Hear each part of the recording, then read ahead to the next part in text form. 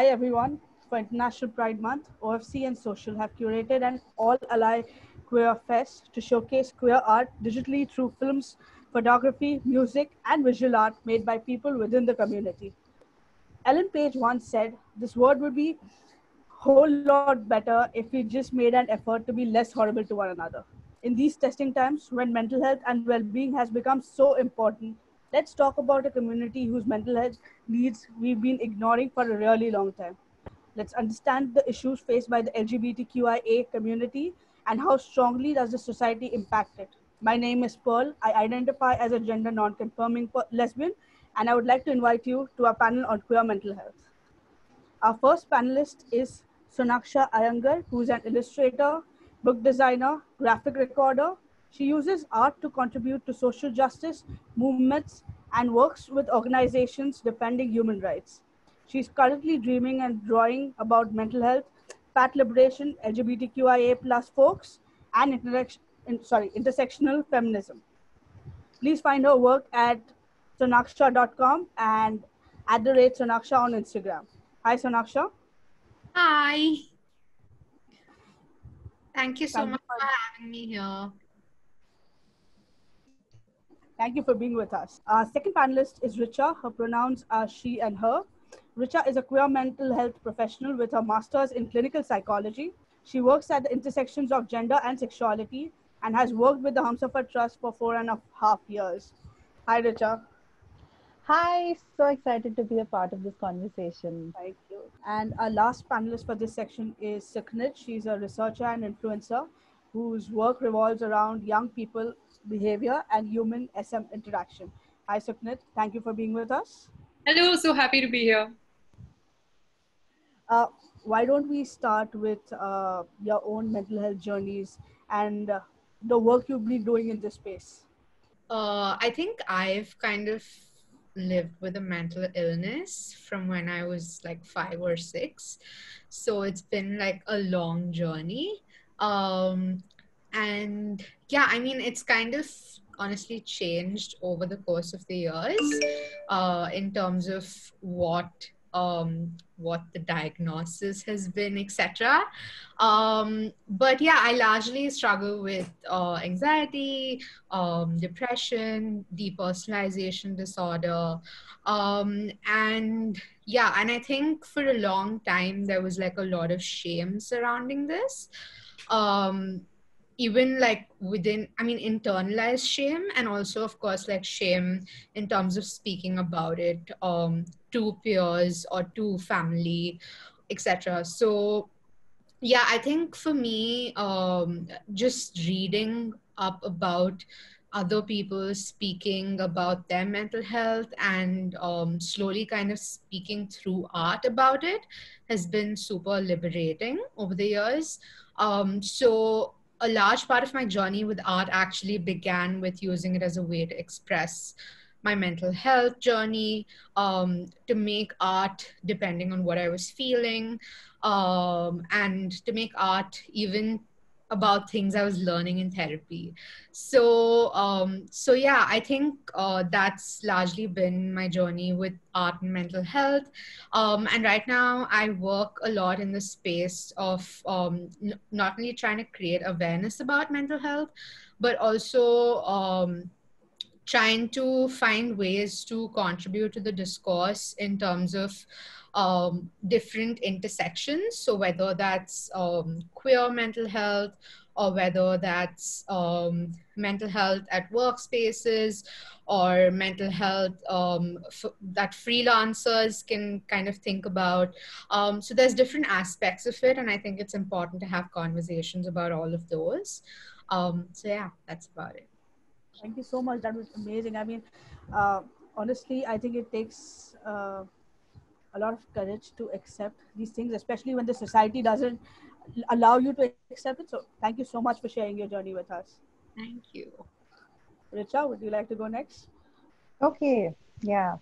Sonaksha, that was really beautiful. Thank you for sharing. Like, I know it takes a lot of courage to be vulnerable and talk about your own mental health issues. And so, the fact that I am a queer affirmative mental health professional, and then when I have to talk about my own mental health journey, there's always such a huge conflict because I'm always constantly thinking about, oh my God, my clients will be listening to this. You know, what will they be thinking? What will they be saying?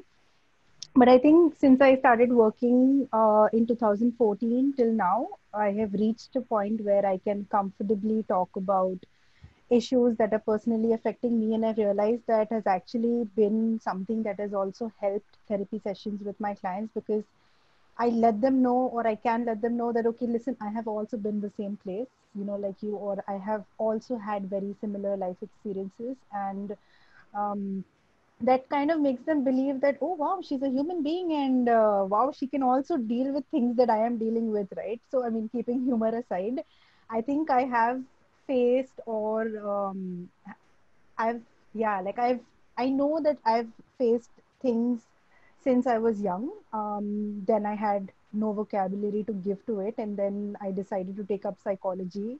And then I started understanding a little bit about my own mental health, and I realized that I've had depressive episodes for a very long time now, and I'm pretty much having a depressive episode right now while we're talking. Like, I know that this month has not been good for me. May has not been good for me as well. But hanging in there, figuring things out, trying to focus on myself, but also trying to work because I'm a very high performing individual.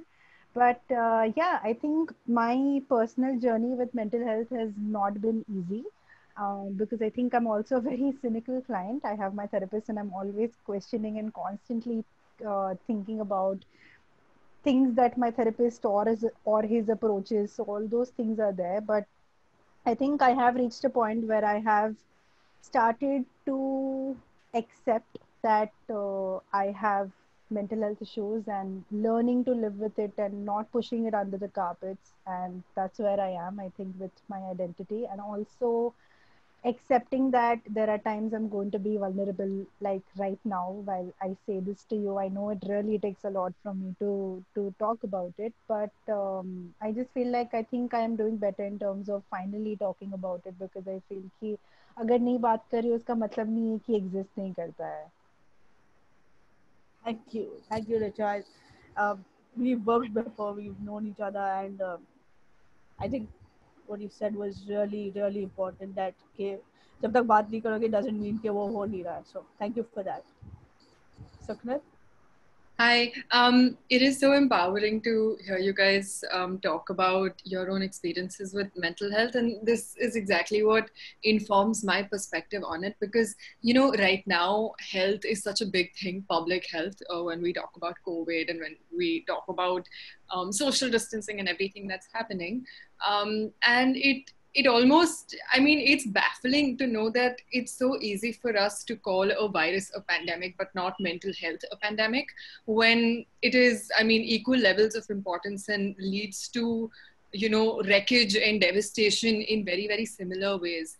And I think this sort of community empowerment has been really helpful for me in terms of mental health because as a young person, it's very isolating. It's very shocking to go through mental health issues, but it's also very liberating to just see how normal it is and how you know it's just a part of everyday life. And with respect to my work, so I love social media, and that's why I'm also currently working in the tech policy sphere, and in general, like human social media interaction. And I think when the things we speak about in this sphere, like privacy, autonomy, freedom of expression, surveillance, and stuff like that, it is so tied to the contexts of marginalized communities and the queer community and mental health. So yeah, so I think there are lots of intersections to be explored, and it's, I mean, a huge, huge topic. Yeah. Thank you so much. Talking about intersectionalities and issues, let's ask Richa, what are some unique mental health needs of queer persons in India? Right. I think taking from what Sukhnidh was saying earlier, where we are trying to normalize mental health, I think we've now reached a point where we're trying to normalize queer identities because there was a time where big bodies would say that being queer is a mental illness to a point right now where we say that it is not a mental illness. So I think normal as a concept itself is evolving. Normal as a concept itself is something that we must question. And keeping in mind, I think, Pearl, with regards to your question, it's important to understand that there is so much oppression in this country. So when we're talking about India as a country, we're looking at patriarchy. We are looking at different forms of phobia, whether it is homophobia, biphobia, transphobia, queerphobia. There is so much discrimination, whether it's happening at educational institutions, whether it's happening at workspaces. And all of these are absolutely contributing factors for people to have mental health issues, especially for queer people. So I would use the word queer, even though I am being inclusive. I'm just using it because it's faster to use that word. So keeping in mind that I'm trying to talk about every identity when I say that. But having said that, it's important to understand that queer individuals go through different kinds of issues. I mean, we know clinical disorders like depression, anxiety, like we know them so commonly, but what does it mean for a queer person to go through depression? What does it mean for a queer person to actually have an anxiety disorder?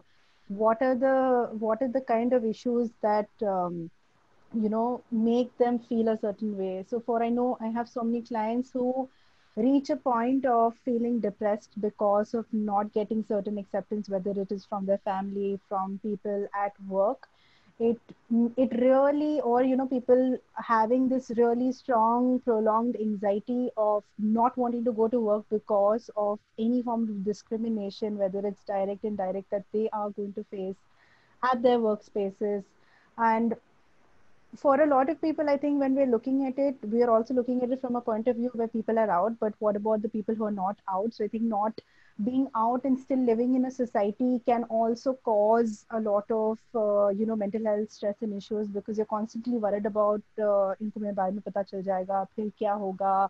You go into this entire downward spiral, and then so there are many contributing factors to say that okay, these are the kind of mental health issues that people in India who identify as queer are actually going through. And they keep the issue is that when we don't address it, it leads to a lot of people indulging in self-harm. The number of suicide rates in this country have increased so much in queer individuals. Like the most recent case of a young girl committing because her family was not accepting, because she was under the wrong professional hands. Like it disheartens me to know that there are professionals like me who say that, hey, I'm going to convert you. And I think that's very problematic. The fact that, I think we should have given a trigger warning. I forgot about it. Okay, I'm going to give a trigger warning right now while we speak. But yeah, I think the fact that um, this person had to go through sedation just because her family was not accepting, and the kind of trauma it really caused in her, and then deciding to take such a bold step, or just taking such a step, is problematic. So I think when we're talking about mental health issues, it is a collective responsibility, right? It is a collective responsibility. It is not just the responsibility of a queer individual or of that house to take care of themselves, or to like speak to a therapist about it. I I completely agree with you. Like definitely, I think we all often put the entire responsibility on the person, that oh, you have to explain yourself, or you have to make sure you others understand you well, but we never ask the society that what are they doing And that for is so it. difficult, right? Like if you have to think about it, I'm a queer individual, or just a queer individual is actually the most vulnerable.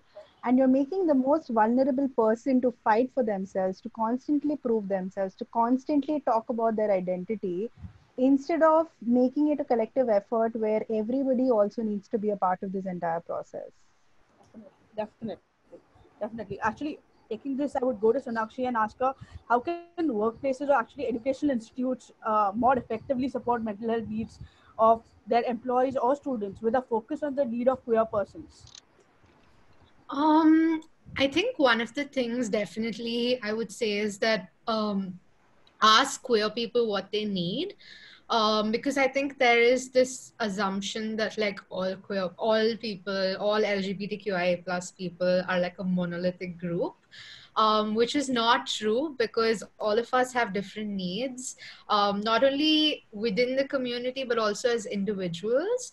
So I think it's important to take that into consideration.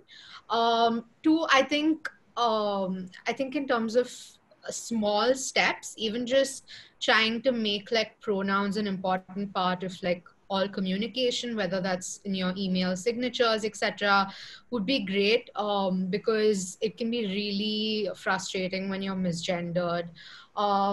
And also, of course, I think when it comes to education, I know that we hugely lack sex education, but when it is there, for instance, even with like my own experiences of like sex education and like school, etc., it's extremely heteronormative, and it's also almost like scary because they're trying to scare you away from it. There's no focus on pleasure. There's no pleasure centered approach there. And yeah, and you don't hear about queer sex, you don't see queer bodies.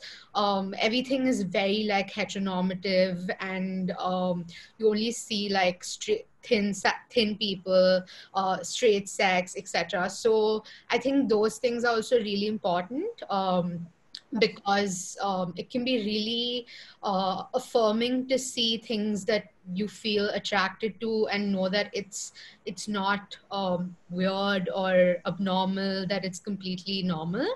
So that, plus I think also having like stricter policies in terms of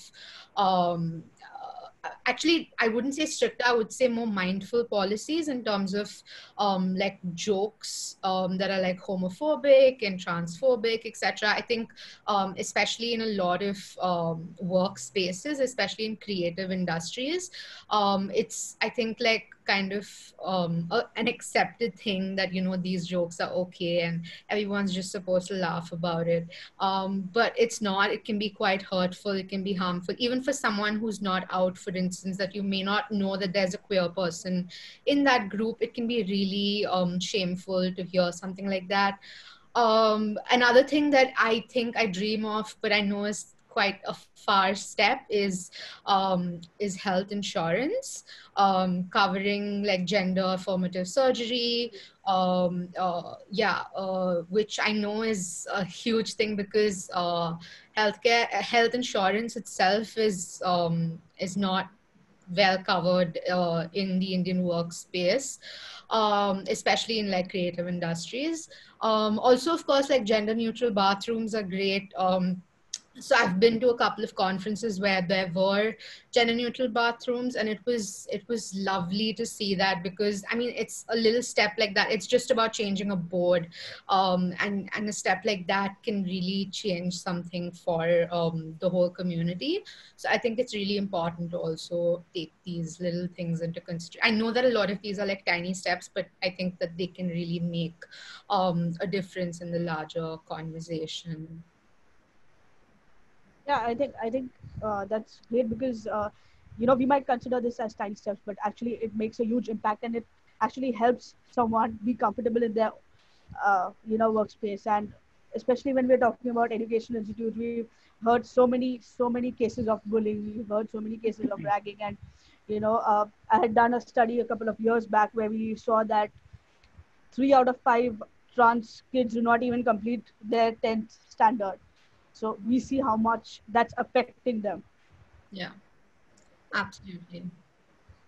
So, Clint, how can digital content or platforms be leveraged to start a conversation and build safe spaces for queer persons seeking mental health support? Firstly, just want to say that whatever Richa and Sonaksha said was really, really educational. So I think social media is an important tool when it comes to things like this, because not everybody can access queer affirmative mental health. But in a way, social media, if used properly, can bridge that gap. So we need to first kind of look at what what does social media do? What purpose does it serve? I think one of the biggest things it does is provide a space for conversation.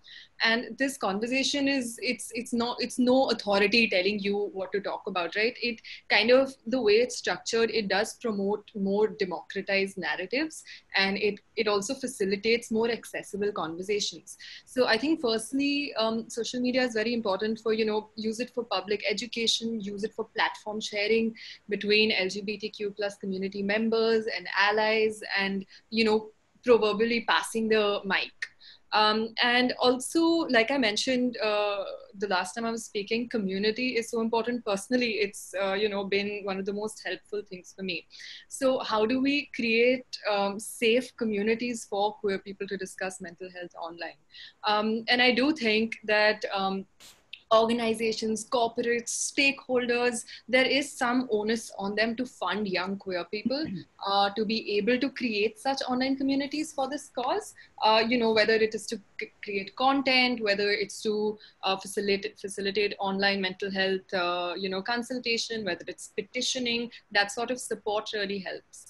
And one more thing that I'm very passionate about, and I've seen social media, be incredible at, is education.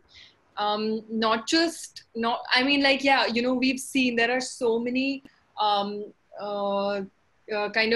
platforms online, so many accounts online. They talk about, okay, what is LGBT, what does it mean, what is, what are best practices and stuff like that. But when we talk about mental health, it is important to dig a little deeper than that. Whether it's education for mental health professionals that are looking to be queer affirmative, whether it's teaching young people how to advocate for themselves in mental health spaces and beyond, teaching people how to go about this. Because social media, prior to it, it was not as common to just have publicly available information, just for you to read and learn. And now that we have it, I think it's really important for us to leverage it. And also in general, just to consider what causes mental health issues in queer people, because it goes much beyond just one or two instances. It's a deeply ingrained structural issue. Say for example, one reason that I know that a lot of young queer people suffer is that there is unequal access to jobs and educational opportunities. So we can leverage social media for networking support and mentorship. And then, it goes on and on and on. So there's a whole host of things that social media and digital platforms can be leveraged for. I think I want to quickly come in there just to say one thing, taking from Sukhnidh's points. I think social media is also a great way in terms of, like Sukhnidh was saying about like job opportunities, etc. I think that it is increasingly difficult, especially for queer folks who are out, to kind of access job opportunities of any kind, whether they're like freelance or not. But talking from a freelance perspective, because I am a freelancer, a lot of companies don't want to be political, which is really silly because everything is political. Even your choice to not be political is political. They don't want to hire queer folks. They don't want to pay them for their voices, for their work. So for instance, they'll call you on like Pride and be like, come be a part of this and share your voice. And then it pretty much ends there. They don't pay you for your labor. They don't pay you for the work you've been doing. They don't want to hire you, etc. So I think it's important to also try and find ways to leverage social media in these kind of ways to like kind of boost and uplift and amplify queer creators and those, in the LGBTQI plus community. Yeah, great point. Just promoting queer art, queer creators, it's so important. And I think we've all seen this whole phase of pink washing that's been going on, and it goes on for every Pride Month that you see. But it's actually what makes a difference is what is happening after it, what is happening the other 11 months of the year that you're doing, and that's what matters. I think you raised also a very important point about accessibility, that a lot of people do not have accessibility to mental health professionals. So let's talk something about that.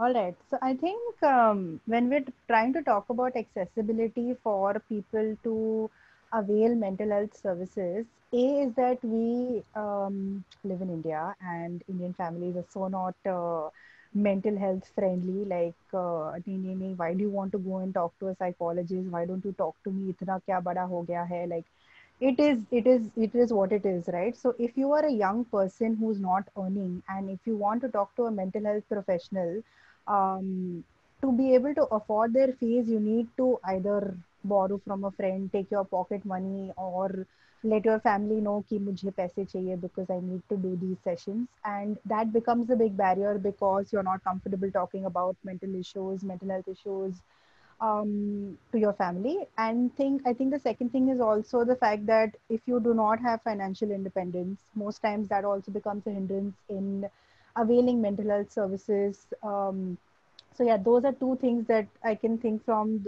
from the top of my head. The third important thing is when we're trying to connect queer and mental health is the fact that there aren't too many queer affirmative mental health professionals. Like, first of all, finding the right therapist for yourself is difficult. Okay, so that's difficult. Now, in the large populated country that we are very few queer affirmative therapists, to be honest. And then finding the right one for yourself, you will then realize that, oops, I have nobody to actually talk to. So I think that's another issue because where do I learn this from, right? Like, I've done my master's in clinical psychology and I have no formal education in supporting people who identify as LGBTQ. I have been working since 2014 and it's only my experience, my learnings that has that has, like, I've reached here. I can say that I'm queer affirmative only because of all of this, right? So I think it also needs to go back to the fact where it needs to be a part of your education. Like, how are you then otherwise going to support queer people when you don't know what to do? And that's where then cases like conversion therapy can actually also then reduce, because then you need to know or understand that there is no need for conversion over here. There is no need to change somebody's identity. Like, it's absolutely not into questioning, right? So yeah, I think these are some of the things that I can think about. Sukhnidh, Sonaksha, would you like to add to this? Sorry.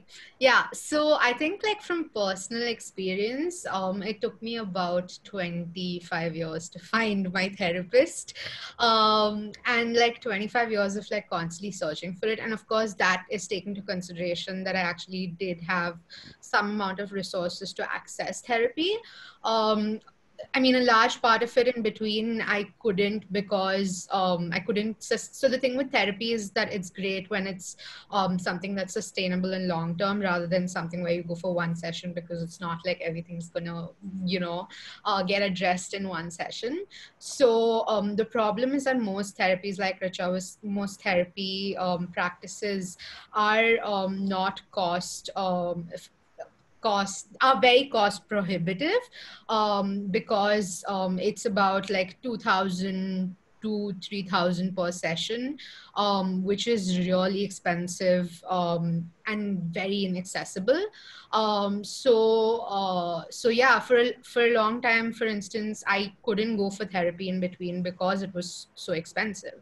Like, that is saying, that is coming from a person who did access therapy at some point. So what about the people who can't even think about accessing therapy? Plus, like Richa was saying, it's really difficult to find queer affirmative therapists. So Mariwala Health Initiative has this course, which is queer affirmative counseling practice, which is great. And I think slowly they're kind of pushing out queer affirmative counselors into the world, but it's still largely very small number.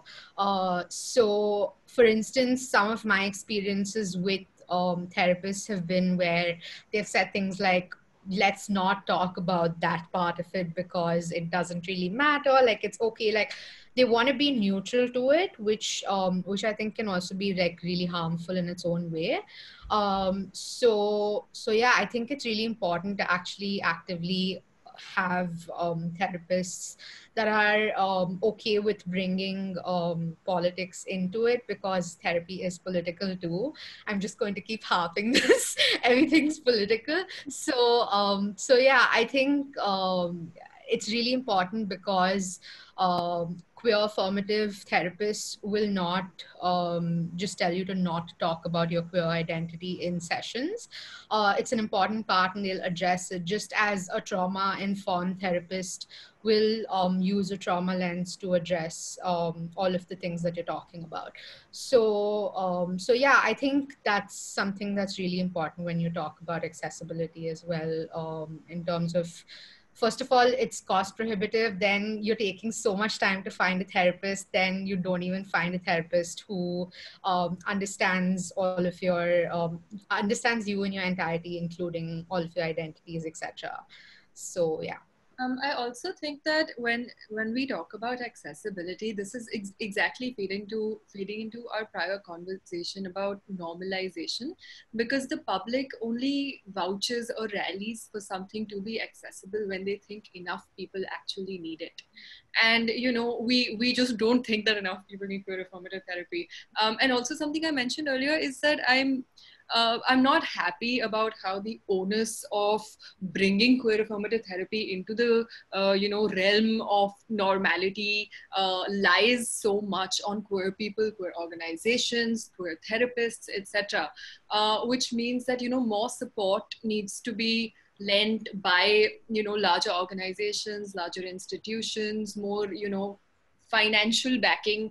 And as a researcher myself, I can 100% say that if queer Indians are not even included in a large percentage of research in India at all, how are we ever going to understand the need for it? अगर census में नहीं डालोगे, अगर queer normal research में नहीं डालोगे, so how are we ever supposed to assess and get to that point of realizing just how important accessibility is? Because minuscule minority is rapidly becoming a bygone term. So yeah, I think it's these large issues that always need to be addressed with respect to accessibility. So yeah, I do think it's important. Yes, on the funding and putting money where your mouth is. Yeah, I absolutely agree with all of you. I think also there's a huge internalized stigma that happens where you are made to believe that, oh, you don't need it only in the first place, and that's where the problem is. Sonaksha, I want to ask you, how can how to use art and other forms of expression as a way of healing for queer persons? So again, I'll start off speaking from personal experience. I think for me, art has really been a space where I've been able to explore a variety of things, whether that's my sexuality or my gender, or yeah, I think it's been a space, a safe space in some way, to give myself the chance to express what I was feeling or thinking, without having to worry about people looking at it for a long time. I mean, that's a conscious choice, posting it on social media, etc. But for a long time before that, it was within my journals that were hidden under my bed and etc. So I think that is something that's incredibly powerful. Another thing for me as a fat person was just being able to draw fat people, because in art classes, or in any kind of textbook, you would only see thin people, people who conform to a certain kind of body size, and it just gets it kind of, you begin to feel like your body there's something wrong with it, and that it shouldn't exist the way it is. So I think art was also a great way for me to kind of start drawing queer fat bodies, and just give and kind of just occupying space, because as a fat person you kind of, at least in personal experience, you kind of try and shrink yourself to take up as little space as possible. So I think art was really kind of a way for me to bridge that, to kind of say that it's okay for me to take up this space, and to take it up more consciously. Another thing is also that I think art can be really powerful in terms of collective healing. So for instance, when I post a piece online right now, there'll be people who respond to it and share their thoughts on it. And then you kind of connect over that piece. And then there's something that all of you are kind of like left thinking about, or something that all of you take from it.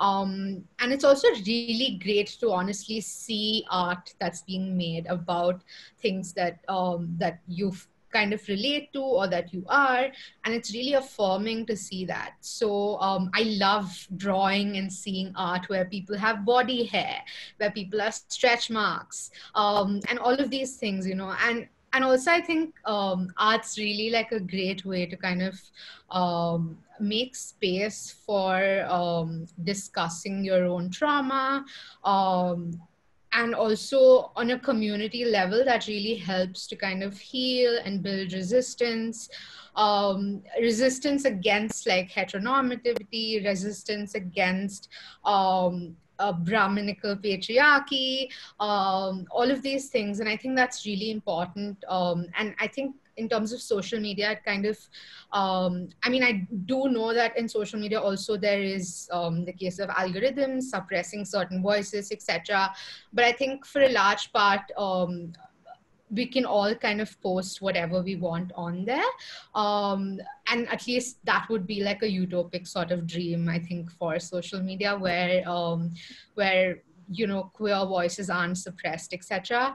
But yeah, I think it can be a great like cathartic way to kind of tell your story, and that has since time, I don't know, like it has been a way to kind of connect with people. So for instance, we reach out to books for the same reason, because we like knowing that we're not the only one who's had a certain experience. So it's the same thing with art, I think. And all of it, I can just imagine all of it kind of archived, and a few years later, some little kid is looking at it and feeling affirmed about their own identity. And that's something that kind of really brings chills to me. So yeah, I think that is kind of all of my thoughts on it. Wow, I'm connecting with you so much right now. Like, I think you just said everything that happened in my childhood, and I think that's great. Like, you know, the way you have, like, you know, not gone with the norm and said, no, this is what I want to do, and I want to show real people, because that's what really it is. Like, you know, I I've always thought of this. You know, I've so again, personally speaking, I've never been very slim or very, and for me that was just a hypothetical term which was showed to me all the time, and which said that, oh, you have to be like that. So thank you for doing that. Thank you. uh, I think we have one last question left. I would like to actually Actually, ask. I wanted to add to what Sonaksha had said. Sure. Especially from a therapist point of view, we usually in sessions would encourage our clients to express. Like, I think when we're talking about everything that Sonaksha said was expressing different parts of her identity, expressing different parts of how she feels and looks at things, and that's something that we usually generally push our clients, and we do personally as well. So expression could mean in the form of writing. So journaling as a concept comes in there. Expression through art, and that's where art-based therapy had, is pretty much there. So I think it's so important, like any form of expression. I think TikTok, like I'm giving you a random example, but I have a friend, okay, and he keeps putting up lovely TikTok videos, and it's actually his form of expression, right? Like it is literally his form of expression where um he's just putting he's just putting different things where he talks about gender, sexuality, homophobia. This is how to talk, this is not how to talk. And I think it's just so amazing. It's like it's expressive, and at the same time you're educating somebody as well. And that's what Sonaksha is doing as well, right, with her work. I mean, you are expressing yourself, you are finding it to be therapeutic, but you are also then talking about um, different identities. And I think it is so powerful as mediums. Yeah, I just also wanted to add, since Sonaksha spoke about expression and Richa, you spoke about expressing online. So whether we're online or, we're walking around in real life, every place, physical or digital, has a certain infrastructure to it. And when social media platforms were being created, we have to ask the question, were the experiences of marginalized groups ever taken into consideration? And the answer to that is like, probably not. It's not always been a priority, and it's people like the two of you that advocate for it to be a priority.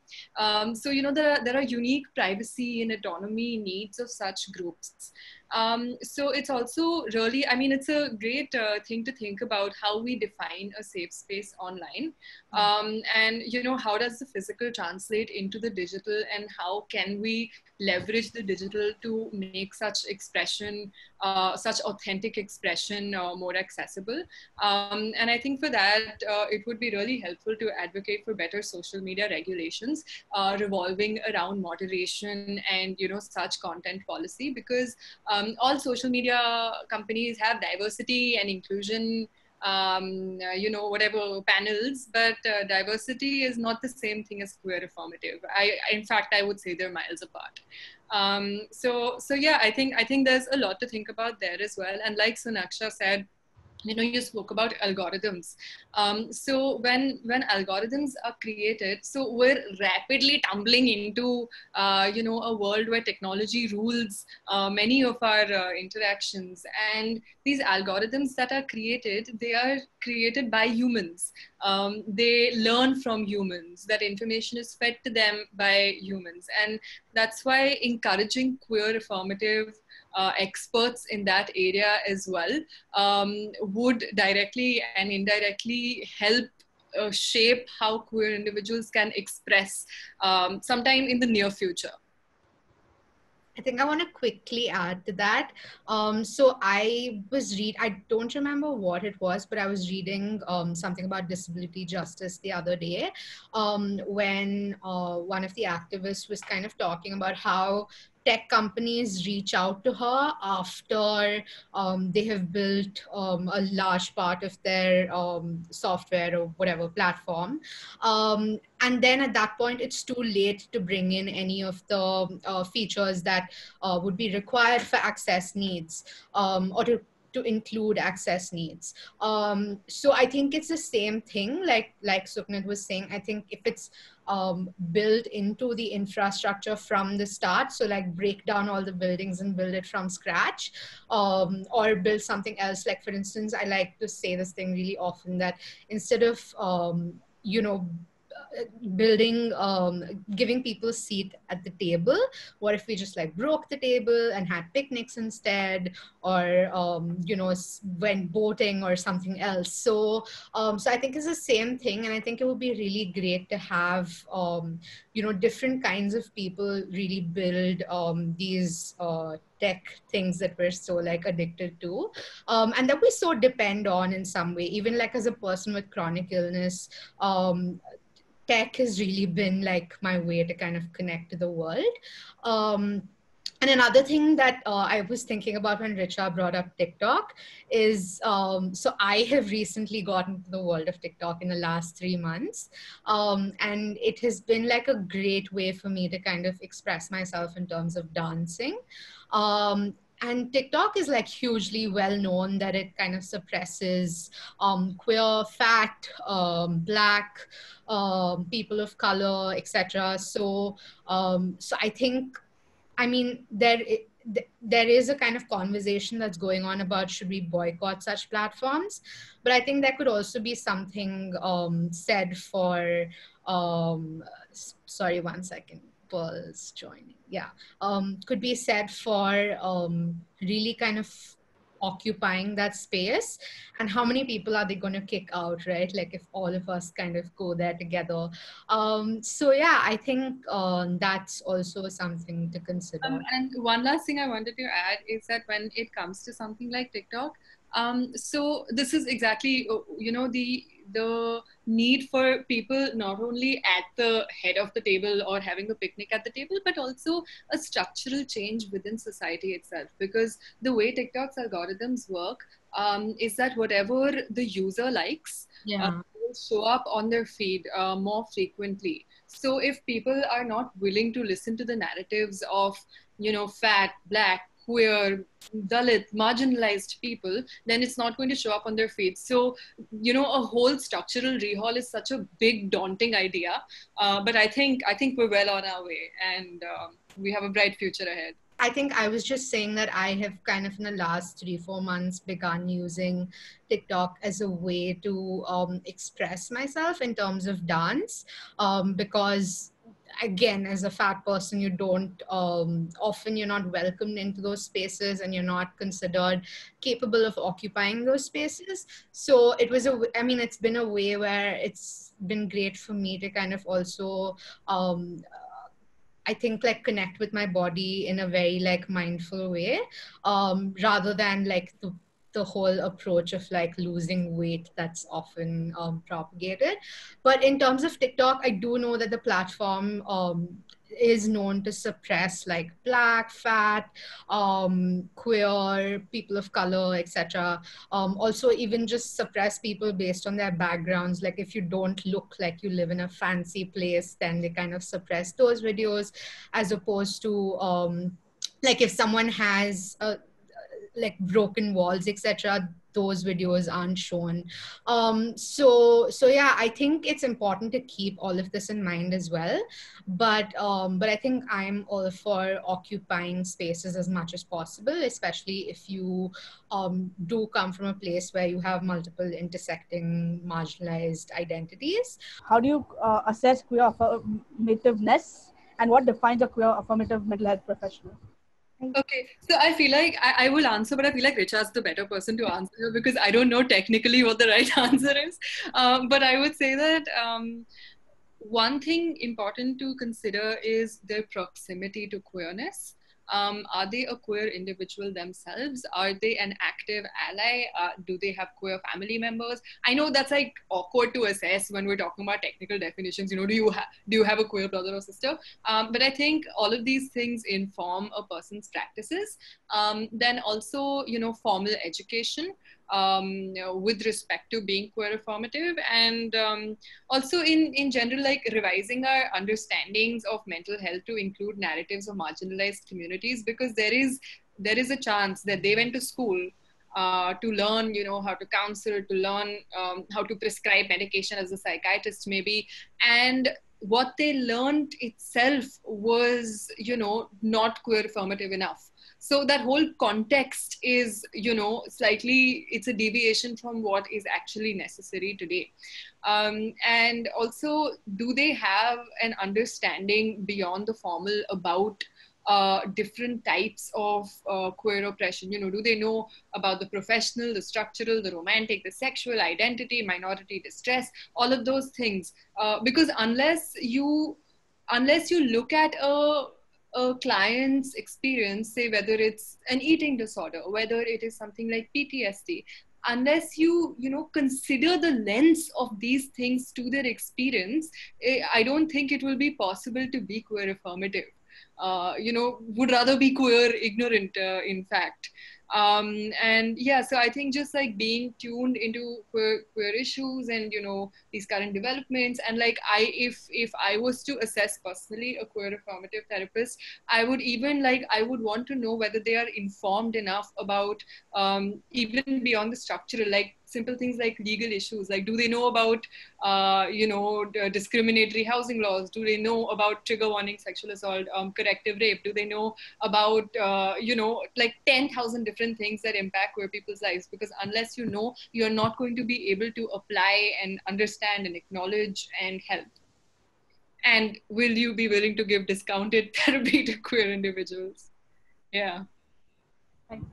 Yeah, thanks a lot. I think that covers a lot of points. Yeah, absolutely. Richa? Yeah, I'm just going to add a couple of more things here. I think when you are looking at, if you are a mental health professional and you want to be a queer affirmative mental health professional, I think you can go down to the basics of understanding different identities. So, for example, I had a live session before this, and somebody asked me, "So, can you please tell me a little more about what is gender, what is sexuality?" and what are these terminologies? And I was like, yeah, these terminologies are actually somebody's identity. So I think it's very important to first really get down to the basics and understand what does it mean to be lesbian, gay, bisexual, trans, non-binary, getting into the basics of all of this. Second, I think based on what Sukhnidh says, if I mean, sliding scale is a very good idea and is something that I do personally, and I know a lot of professionals offer to make it a lot more accessible and affordable. But I think what one of you had mentioned earlier, I think it's important to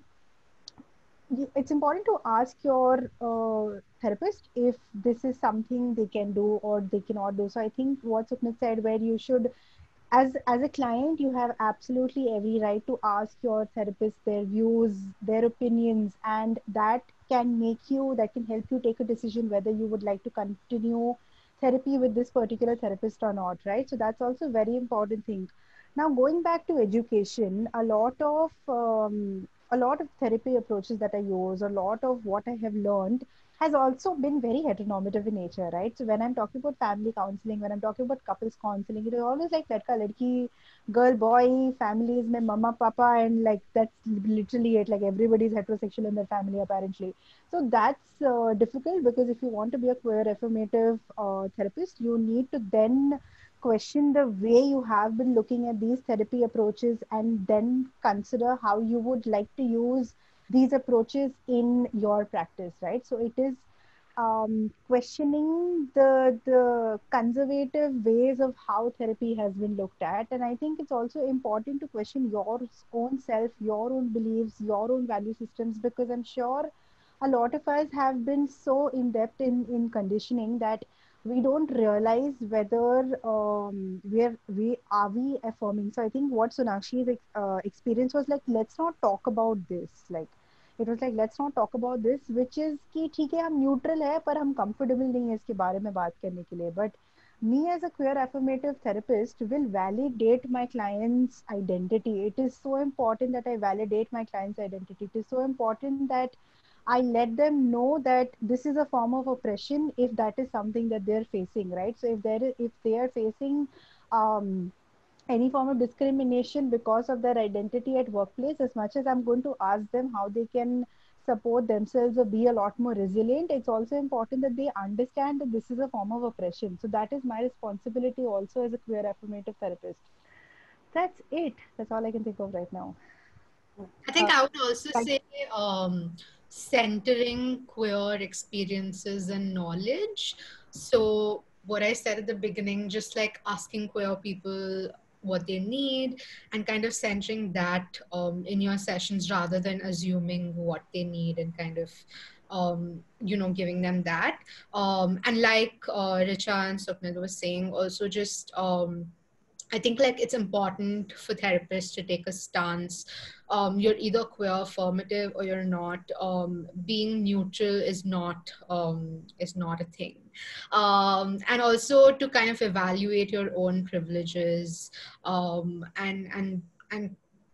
speak taking that into consideration. So like to be honest about those experiences as well. So for instance, if my therapist is like a cis het man, then there's a certain lens that he's speaking from. So to also acknowledge those things when you're talking to the person who's on the other side of the table.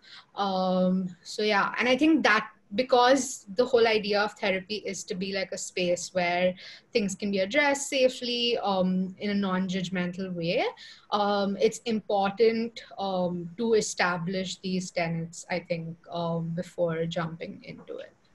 Yeah, something I think I'd also like to add based on what Sonaksha had said much in the beginning is the fact that when I begin a therapy session or when I begin anything, I always talk about my pronouns. Like I will say, my name is Richa Vashista and my pronouns are she and her, which is very weird for a lot of people because I also have cis het clients. They'll be like, pronouns kya?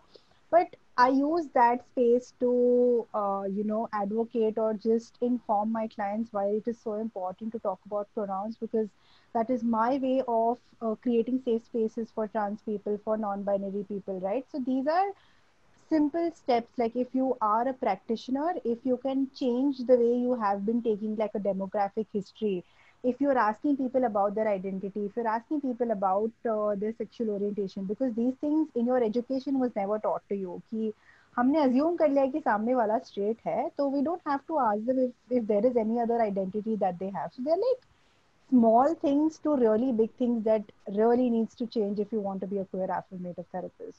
Oh my God, yes, that totally reminds me that so many therapists who I have had experiences with, just because I am straight passing, will assume that I am straight and will kind of just impose that and not create a space for you to even bring up whatever else you may be or identify as. And I think that is so scary because it really kind of just closes off a whole dimension. And then, I mean, is your therapy really effective? Is it really helping you? Is it really even creating a space that you wanted to, if your entire identity is kind of repressed and pushed away? So I think that is definitely something. Don't assume things based on how people look or dress or whatever. Ask them. I think being a therapist, being a counselor, I think it's one of the toughest jobs in the world, because you're actively influencing how somebody's mental health is, which means pretty much their entire perception of the world and life around them. And I think it gets even more challenging, considering, like both of you said, that they have to unlearn so many things, like just the idea of gender, like, break it, it's not what we thought it was. And your education, it's not what you thought it was. Everything, like the real world is different. And until queer people are and their experiences are normalized, this is something that it's almost like a personal responsibility to make sure that it is being done. So I think that's so important, and that responsibility is such a huge burden to bear, but it could really change people's lives. I think there also it's really important, and it's a great opportunity to bring in the fact that all counseling should be queer affirmative, I believe. Absolutely. So, Yes. so educational institutions should change their syllabus, should change the things they're teaching. It should not be something that was taught like 25 years ago that's still being taught. And therapists should be trained in being queer affirmative. And I think that will also come from there being enough funding for it, which is hugely lacking. So yeah, I think that way it kind of doesn't only put the onus on the individual, it also puts it on like the system itself, and the structures it's kind of standing upon to kind of change. In my research on homophobia and educational institutions within India, I learned that there are still textbooks, even in medical school, that I use that are, saying that homosexuality is a disease and we must fix it and this and that.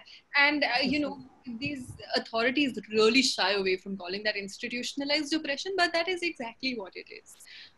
So that overall, bottom up, top down, everything, it's a lot.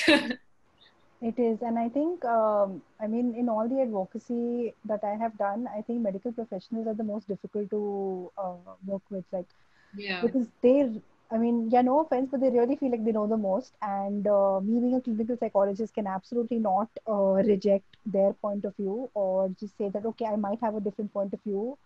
Yeah, that is very, very problematic when they be like, नहीं पर ये book पे देखो क्या लिखा हुआ है. Yeah. Exactly, which is why it's important to like center queer knowledge and experiences, right? Because just because you studied something doesn't mean you know better. Like, Absolutely. people who have lived experiences, that counts as well. It doesn't make it any less important. Absolutely. And like gender and sexuality, like nuanced conversation about these things, they revolutionized the tech space, and I don't see why that can't happen to the medical fraternity as well at some point in the future.